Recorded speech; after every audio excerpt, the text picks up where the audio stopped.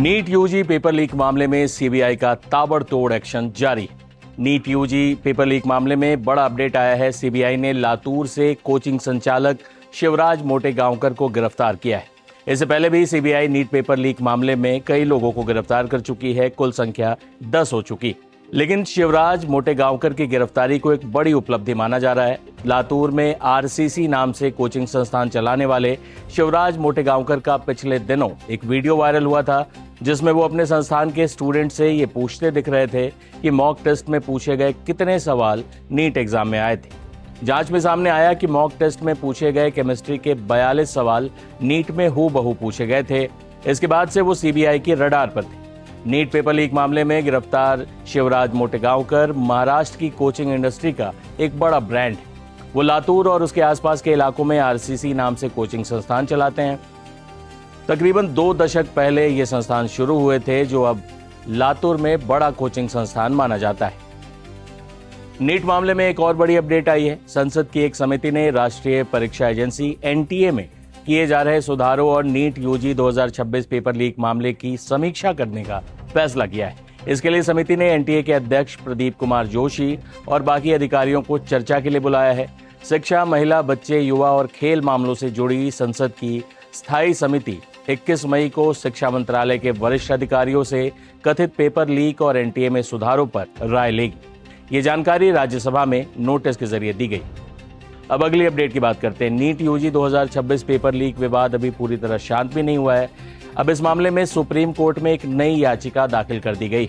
याचिका में मांग की गई है कि 21 जून को होने वाले नीट यूजी री एग्जाम परीक्षा को पारंपरिक पेन पेपर मोड के बजाय कंप्यूटर बेस्ड टेस्ट यानी सीबीटी मोड में कराया जाए, ताकि पेपर लीक जैसी घटनाओं पर रोक लगाई जा सके। इस नई याचिका के बाद एक बार फिर देश की सबसे बड़ी मेडिकल प्रवेश परीक्षा नीट चर्चा में आ गई।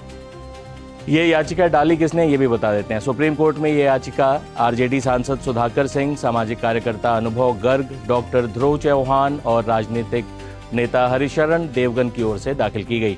एडवोकेट सत्यम सिंह राजपूत, नीमा, मुस्कान सिंह और आदर्श सिंह की टीम ने कोर्ट में ये याचिका पेश की। याचिका में कहा गया है कि नीट यूजी जैसी बड़ी परीक्षा को पूरी तरह सुरक्षित और पारदर्शी बनाने के लिए अब पुराने सिस्टम में बदलाव जरूरी हो गया है।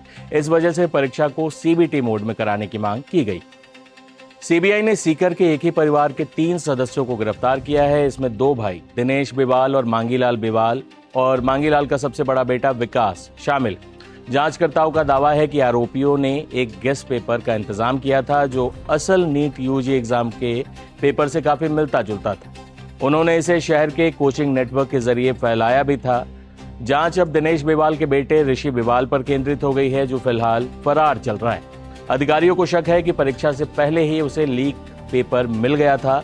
हालांकि इस कथित मदद के बावजूद ऋषि को नीट में 720 में से सिर्फ 107 नंबर मिले हैं, जो हैरान करता है।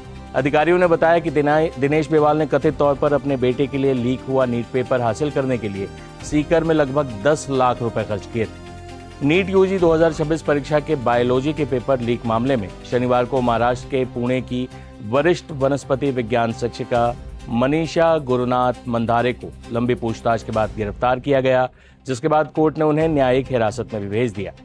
मनीषा मंधारे भी पेपर लीक की मास्टरमाइंड मानी जा रही हैं। पुणे के modern college of arts, science और कॉमर्स की प्रिंसिपल, जहां वो पढ़ाती थी, प्रोफेसर डॉक्टर निवेदिता गजानन एकबोटे ने कहा कि मंधारे अगले 7 महीने में रिटायर होने वाली थीं। उन्होंने कहा कि मुझे इस बारे में मीडिया के माध्यम से जानकारी मिली। वरिष्ठ शिक्षिका मनीषा मंधारे को सीबीआई ने गिरफ्तार कर लिया है। मुझे इसके बारे में सीबीआई, शिक्षा मंत्रालय या अन्य किसी आधिकारिक सूत्र के हवाले से जानकारी नहीं दी गई। उन्होंने कहा कि मनीषा यहाँ पिछले 24 सालों से पढ़ा रही थी और वो गोपनीयता की शर्त के तहत एनटीए के साथ काम कर रही थी, तो हमें उनसे नीट परीक्षा या परीक्षा के पेपर सेटिंग के बारे में कोई जानकारी नहीं मिलती थी। ये उनके और एनटीए के बीच की बात थी। तो ये थे नीट को लेकर आज के टॉप 5 अपडेट्स। हम दोबारा हाजिर होंगे नीट को लेकर, पेपर लीक को लेकर जो जांच चल रही है उसमें जो भी बड़ा अपडेट आएगा उसके लिए आप जुड़े रहें टाइम्स नाउ नवभारत डिजिटल के साथ। शुक्रिया।